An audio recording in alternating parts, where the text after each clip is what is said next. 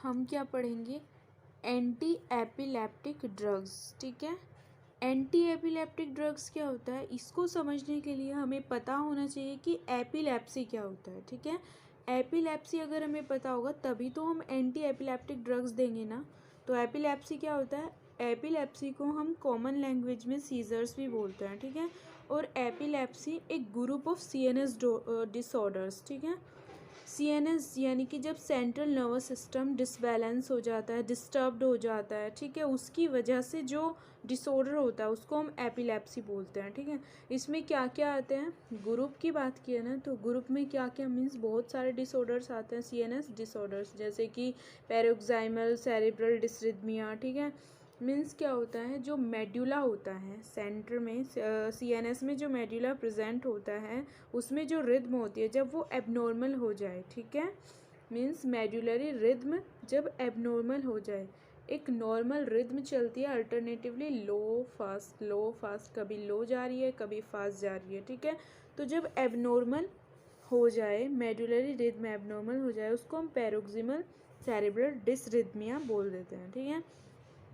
और manifesting means action as a brief episode means seizures. ठीक है, सीजर्स भी इसमें इंक्लूड होता है, और फिर लॉस और डिस्टर्बेंस ऑफ कॉन्शियसनेस हो सकता है विद और विदाउट कैरेक्टरिस्टिक्स बॉडी मूवमेंट्स। ठीक है, मीन्स जब लॉस ऑफ कॉन्शियसनेस होगा तो कॉन्शियसनेस लॉस होने के साथ साथ बॉडी मूवमेंट्स हो भी सकता है और नहीं भी। ठीक है, जिसको हम कन्वर्जन बोलते हैं। कन्वर्जन क्या होता है, घुमेरी।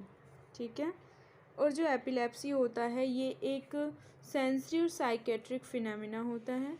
ठीक है, और एपिलेप्सी जो होता है, एपिलेप्सी का फोकल रीजन जो होता है वो ब्रेन में होता है। ठीक है, एपिलेप्सी ब्रेन में ही होता है।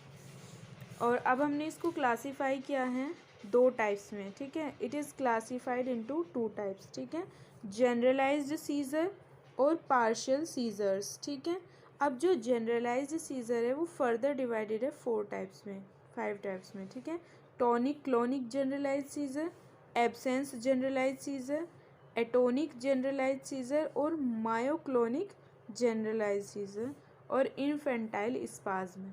ठीक है, अब जो हमारा पार्शियल सीजर्स है वो भी फर्दर डिवाइडेड है, simple partial seizure, complex partial seizure, simple और कॉम्प्लेक्स सेकेंडरली जनरलाइज्ड सीजर्स। ठीक है, अब हम बात करते हैं इनके इनके डिस्क्रिप्शन की। ठीक है, means tonic clonic generalized seizure क्या होता है।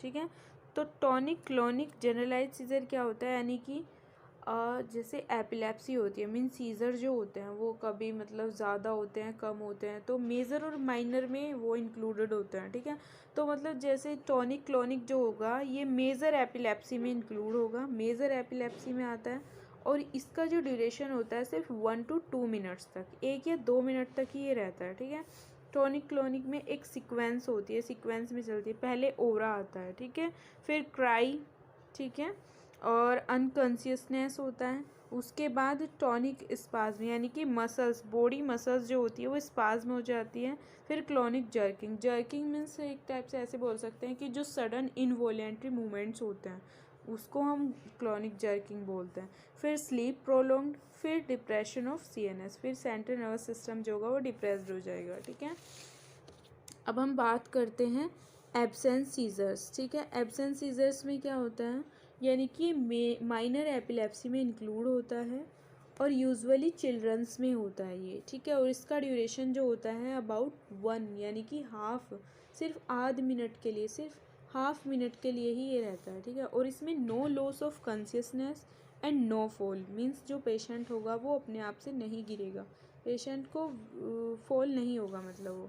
ठीक है, और पेशेंट जो होगा वो एकदम से फ्रीज हो जाएगा और स्टेयर्स इन वन डायरेक्शन, और एक ही डायरेक्शन में लगातार घूरता रहेगा। ठीक है, और नो ब्लिंकिंग ऑफ आई और नो मसल्स एक्शन, ना ही तो मीन्स वो पलक झपकाएगा और ना ही कोई मसल एक्शन होगा।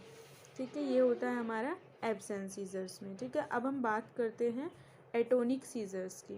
ठीक है, तो इसमें क्या होता है, यानी कि ब्रीफ लॉस ऑफ कॉन्शियसनेस। ठीक है, with relaxation of all muscles. ठीक है, एंड इसमें क्या होता है, एटोनिक सीजर्स में पेशेंट में फॉल।